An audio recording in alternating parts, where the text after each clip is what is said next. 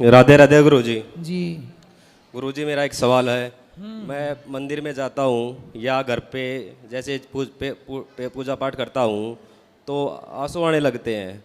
और मैं जैसे ये गांव में या आसपास में होते हैं ना, ये भगत गण होते हैं, इनसे पूछता हूँ तो बोलते हैं कि या तो कोई प्रेत बाधा है तुम्हारे ऊपर या कोई पितरोगा है, तो ऐसे बगला देते हैं। इसका क्या कारण हो सकता है गुरु जी? नहीं, प्रेत बाधा आंसू आते हैं इसलिए। हाँ, नहीं ये जैसे भगत है इनसे पूछता हूँ, ये बोल देते हैं। तो छोटा बच्चा रोता है उसके भी आंसू आते हैं, तो उससे भी कोई प्रेत बाधा के नहीं, कारण आता होगा। मंदिर में जाता हूँ उसी टाइम होता है या फिर जैसे जोत बत्ती करता हूँ तभी होता है? भाई ये प्रेम के कारण है, ये प्रेत बाधा नहीं है, ये भगवान से प्रेम के कारण ही, ये भगवान का चिंतन करने के कारण ही आप अच्छे हैं, इसलिए आंसू आ जाना स्वाभाविक है। और एक क्या गुरुजी, बात बात पे गुस्सा बहुत ज्यादा आता है। किस पे? वैसे ही गुरुजी, कंट्रोल नहीं कर पाता। नहीं, किस पे आता है? पत्नी पे, माता पे, पिता पे, भाई पे? घर पे भी आता, बाहर भी आता, घर पे सब पे आता। जैसे कुछ बात हो वैसे ही आता। कुछ गलत नहीं बोलता लेकिन मैं परेशान हो जाता हूँ गुरुजी। तो क्रोध करने से कुछ फायदा हुआ? नहीं, मैं करता नहीं जानबूझ के, पता ही नहीं चलता गुरुजी कैसे क्या होता है। बाहर करता हूँ तो बाहर तो गाली गलौज भी निकल जाती है। इसलिए क्रोध पे कंट्रोल करो, ये विकार है। जैसे आप नहाते हो तो आपके शरीर से मैल निकलता है ना, हाँ गुरुजी, ऐसे ही क्रोध भी मन का विकार है। सोचता हूँ गुरुजी, साफ करना चाहिए, क्रोध पर कंट्रोल, विजय प्राप्त करो। करता हूँ गुरुजी, भगवान का चिंतन भी करता हूँ, लेकिन पता नहीं गुरुजी हो नहीं पाता। जब क्रोध आए चुप रहा करो, एक काम कर लोगे, चुप रहा करो। ये मुश्किल है गुरुजी, कोशिश करूंगा पर चुप रहा करो। ठीक है गुरुजी, थैंक यू गुरुजी। यहाँ भी राधे राधे गुरुजी, राधे राधे गुरुजी। हाँ, मैया को दे दो। मैहर जिला से आया हूँ, अजमाइन ग्राम जी। आपके श्री चरणों में कोटि कोटि प्रणाम। मेरी माता जी की तबीयत खराब रहती है गुरुजी। बोलो। घुटने में दर्द रहता है। डॉक्टर को दिखाओ, अच्छे कई बार दिखाए हैं गुरुजी, लेकिन आराम। आयुर्वेदिक हॉस्पिटल है यहाँ गौरी गोपाल का, यहाँ दिखा देना जी। भाई आशा मैया के पास ले जाओ।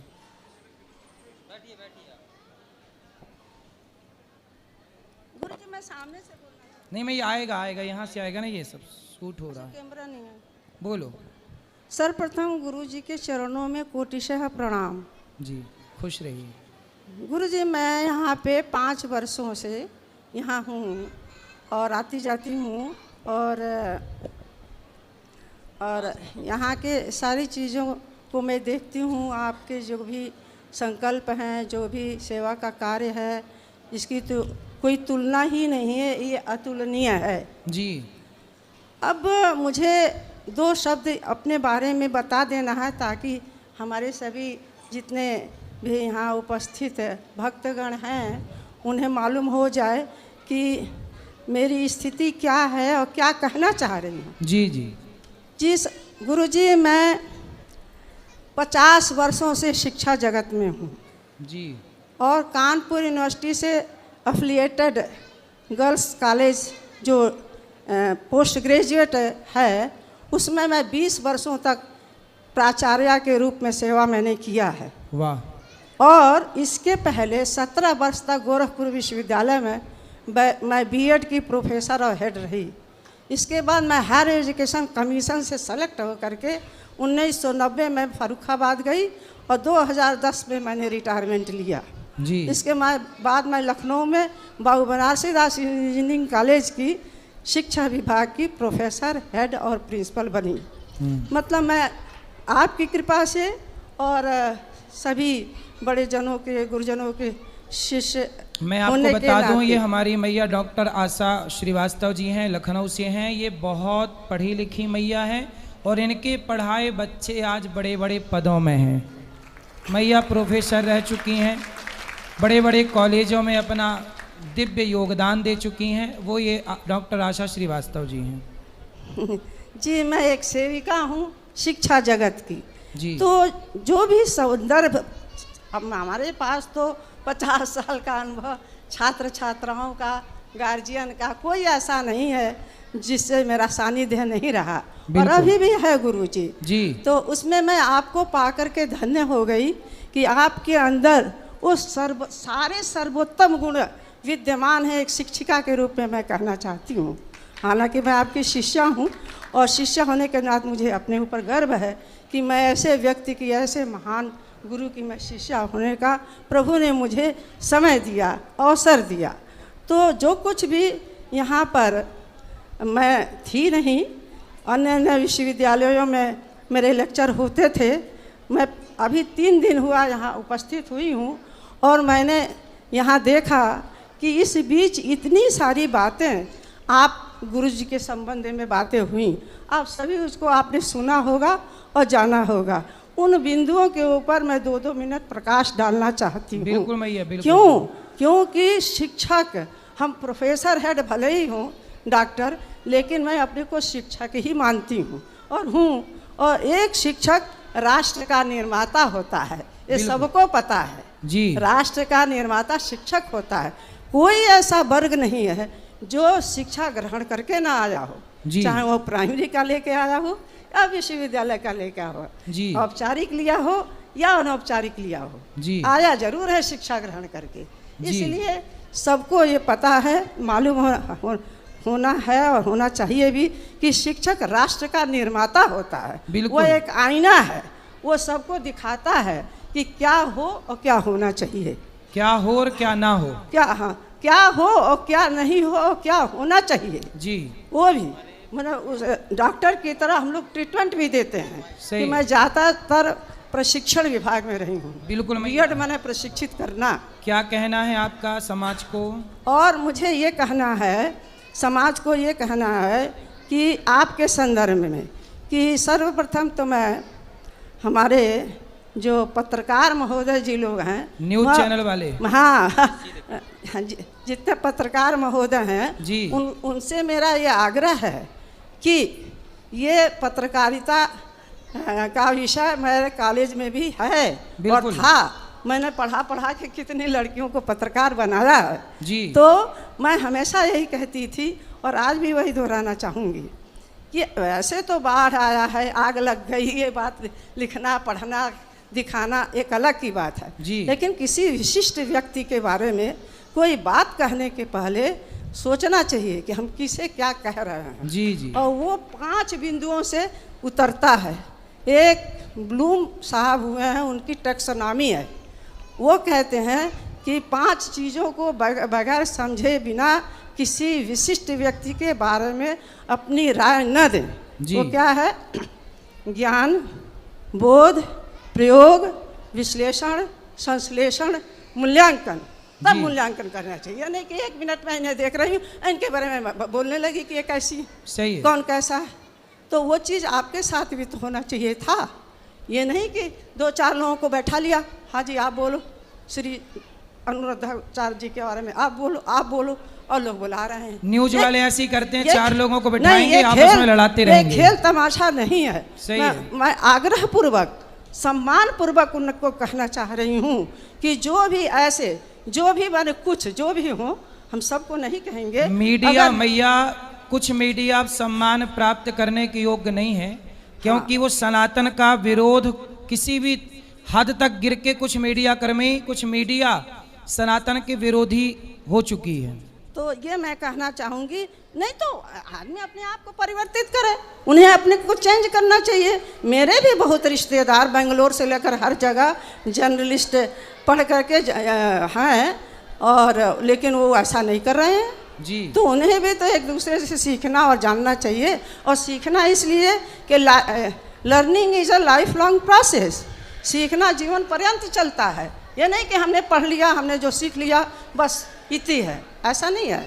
तो उन्हें भी इसको समझना चाहिए। मैं उनको बार बार उनसे कहना चाहूँगी कि किसी के बारे में, विशिष्ट व्यक्तियों के बारे में या किसी के भी बारे में कोई बहुत बड़ा अच्छाई बुराई का वर्णन करने के पहले उसे बहुत मनन करें, सोचें, समझें जी। दूसरी चीज़ ये है कि हम पूज्य जितने संत जन हैं, बहुत नम्रतापूर्वक हाथ जोड़कर ये निवेदन करना चाहती हूँ कि सनातन धर्म का जो प्रचार कर रहा है, समाज को सुधारने का जो कार्य कर रहा है, हर व्यक्ति के लिए जो व्यक्ति चिंतित है उसके बारे में भी मिलजुल करके कुछ करना चाहिए। ये पुस्तक गवाह है। ये पुस्तक गवाह है हिंदी साहित्य में निर्गुण उपासिका कवित्रियाँ। ये मैया ने ही पुस्तक लिखी, हमारी आशा मैया, डॉक्टर आशा मैया, ये पुस्तक लिख चुकी हैं, कई बहुत पुस्तकें लिख चुकी हैं। ये इलाहाबाद यूनिवर्सिटी से बेलवेडियर प्रेस से प्रकाशित है। जो सिचुएशन आज चल रहा है समाज का, यही 14वीं शताब्दी में चला था, कबीर साहब के ज़माने में वही सिचुएशन आ गया। तो ये किताब तो बहुत मौलाना है, कुछ प्रतियाँ मैं लाई हूँ, आपको मैं दे दूँगी। जो चाहेंगे वास्तव में पढ़ना समझना, उनको आप कृपा करके प्रदान करिएगा, बहुत कुछ इसमें पढ़ने को मिलेगा। जी जी। अब उसी में ये है जो लिविंग शब्द आया है, लिविंग जी, तो उसके बारे में मैं पढ़ने की शौकीन हूँ, इसलिए मैं जब भी अखबारों में कुछ निकलता है तो 10-15 वर्ष पहले ही ये शब्द आया था और वकीलों की बहस हुई थी। वो मेरे पास है, मैं घर में रखी हूँ, इस वक्त लाई नहीं हूँ, क्योंकि हर चीज़ का प्रमाण चाहिए ना। तो हम शिक्षक नहीं रखेंगे तो कैसे काम चलेगा। हम तो ये लिविन शब्द, लिविन मतलब 10-15 साल पहले आया जी, वही घिनौना शब्द था। मैं यहाँ से नहीं कहूँगी, नहीं घिनौनी शब्द कहो, सही नहीं सर हम रखेल शब्द कैसे कह दें। यही शब्द अखबार में है, यही शब्द है जी, यही अखबार में। लिविन का हिंदी क्या होता है? वही जो मैंने कह दिया सर, बार बार क्या है रखेल। सोचिए, लिविन को ये हमारी डॉक्टर आशा मैया, आशा श्रीवास्तव इतनी विद्वान, इतनी पढ़ी लिखी हैं, और ये एक माँ है। कितने पत्रकार बनाए इन्होंने पढ़ा के। अब बताइए लिविन का हिंदी क्या हो रहा है, मैया बता रही हैं। और आज कुछ मीडिया लिविन का पक्ष ले रही है, तो बताइए किसका पक्ष ले रही है? सनातन के पक्ष में ये बात है कि विरोध में मीडिया खड़ी हो रही है, सनातन के कुछ मीडिया। और भी सुन लीजिए, अमेरिका में तो गुरुजी जानते हैं मैं जाती रहती हूँ, क्योंकि वहाँ भी भगवान की कृपा से दिया हुआ एक कोठी है, बेटा वहाँ है बड़े पद पर, जाते रहते हैं हर गर्मी की छुट्टी में। तो वहाँ पर एक शब्द है ABC, American born confused. American born confused यानी अमेरिका में पैदा हुआ लेकिन कन्फ्यूज्ड है। किसका है? अब इसीलिए तो उसके माता ही नहीं है उसके माता पिता का, और बड़ी संख्या में है। सही है, वहाँ पर 1-2 नहीं है, बड़ी संख्या में है। अब उनका शादी कहाँ हो, ब्याह कहाँ हो, सुंदर से सुंदर है, पढ़ रहे हैं, लिख रहे हैं। कौन है भाई? मैं ABC हूँ। खुल के मैंने भी सोचा पहले कि ये ABC क्या है, तब पता चला कि ABC माने अमेरिकन बार्न कन्फ्यूज्ड। तो क्या मेरे इस देश में भी ABC बनाना चाहते हैं लोग? सही मेरे है। इस देश में भी ABC बनाना चाहते हैं लोग, ये पैदा करना चाहते हैं लोग। कुछ पत्रकार लगे हैं इसी काम में। नहीं, ऐसा नहीं होने देंगे हम शिक्षक। हम पूरे शिक्षकों का सम्मेलन होता है, सेमिनार होता है कि भारत की दशा और दिशा। तो दशा जो है सामने है और दिशा किधर जा रहा है, या कहाँ जा रहा है, तो इसे हम नहीं होने देंगे।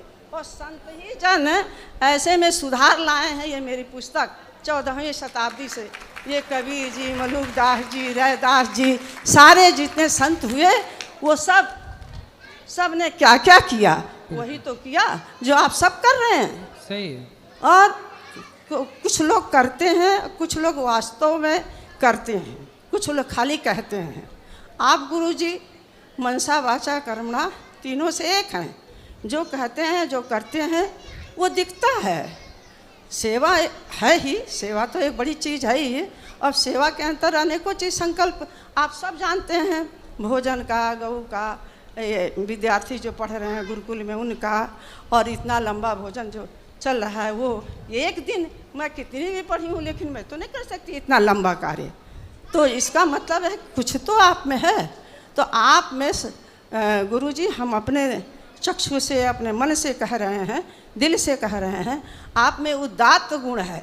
उदात्त गुण उसको कहते हैं जो सर्वोच्च से भी ऊपर होता है, और वो सर्वोच्च गुण देवी देवताओं यानी भगवान में पाया जाता है। और यह निश्चित ही हम शिक्षक वर्ग के तरफ से कह रहे हैं कि आप में वो सारे गुण हैं। क्यों नहीं कोई दूसरा कर ले रहा है? इसमें ये नहीं है कि कोई पट्टी जा रही है, अच्छा अरे भाई आप भी करो ना, आप भी करो, किसने मना किया है? अब आता है शब्द एक लेग पुलिंग, पाँव खींचना। तो लेग पुलिंग का मतलब ये है कि अगर कोई कार्य कर रहा है और कोई लेग पुलिंग करना चाह रहा है तो वो अपने को बता रहा है कि मैं तो आपके जैसा हूँ नहीं, मेरा यही काम है कि जब आप अच्छे करो हम आपको इधर उधर बातें करके हर तरह से परेशान करें। तो कोई बात नहीं, आप एक स्तंभ हैं और आप जो है वह जैसे 4 स्तंभ होते हैं, हाँ, वो हम कह रहे हैं कि आप चारों स्तंभ हैं। आप अकेले सब कुछ संभाल लेते हैं। आप अमेरिका में हैं और यहाँ ये सब चल रहा है, इससे स्पष्ट नहीं होता है कि जानबूझ करके परेशान किया जा रहा था। जी, और देखिए अमेरिका में जो लोग हैं, हमारे भाई बंधु जो भी हैं हमारे भारतवर्ष के, उनकी महानता देखिए, उनके ऊपर कोई असर नहीं, गाए जाओ किए जाओ, कुछ मतलब नहीं था। बड़े आराम से आपका सत्कार, आपका हर चीज़ वो कर रहे थे। बिल्कुल, वहाँ पे कथा सुन रहे थे सब लोग। हाँ, और ये देखिए हमारे भारतवर्ष में कहने में अच्छा नहीं लगता है, यहाँ पर कुछ लोग उधम काटे जा रहे हैं। 2-4 को बैठा लिया, पत्रकार लोगों ने अपनी शुरू कर दी। तो ये इस तरह से ये नहीं होना चाहिए। आज की कुछ पत्रकारिता ही मैया फूहड़ हो गई है। जी हाँ, हम तो कहते हैं एक चैलेंज आना चाहिए। हम कहेंगे अपने शिक्षक वर्ग से कि एक सम्मेलन किया जाए कि इनका दिमाग कैसे ठीक होगा, इनकी भाषा कैसे बदलेगी, इनके सोच में कैसे अच्छी बातें आएंगी, क्योंकि ये अच्छी हमारे परिवर्तन तब होगा जब जनता जनार्दन ऐसे कुछ न्यूज चैनलों को देखना ही छोड़ देगी। हाँ, जो सनातन विरोधी हैं। हाँ, तब अपने आप इनके घमंड, इनकी एटीट्यूड इनका समाप्त हो जाएगा। और गुरुजी इन्हीं दिनों पता नहीं दिमाग में लोगों के क्या क्या बात आई थी, सब लोग सुने होंगे। एक आप संत जन या जो भी, देखिए मैं किसी वर्ग को सीधे नहीं आक्षेप लगाना चाहती हूँ और हाथ जोड़ के कहना चाहती हूँ। कहे क्या कि सनातन लोगों को इकट्ठा करना ये गुरुदेव जी यानी आपको कि श्री अनुद्धाचार्य जी किए जा रहे हैं। अब लीजिए साहब, अगर कहीं किसी को कोई अपनी बात बताने के लिए, उनको दिलो जान से मानने के लिए, उनका कल्याण करने के लिए अगर हमारे गुरु जी कुछ कर रहे हैं और लोग उनको सुन रहे हैं और वो उनके बताए हुए अच्छे पथों पर चल रहे हैं, इससे क्या परेशानी है? जरा आप ही लोग बताइए।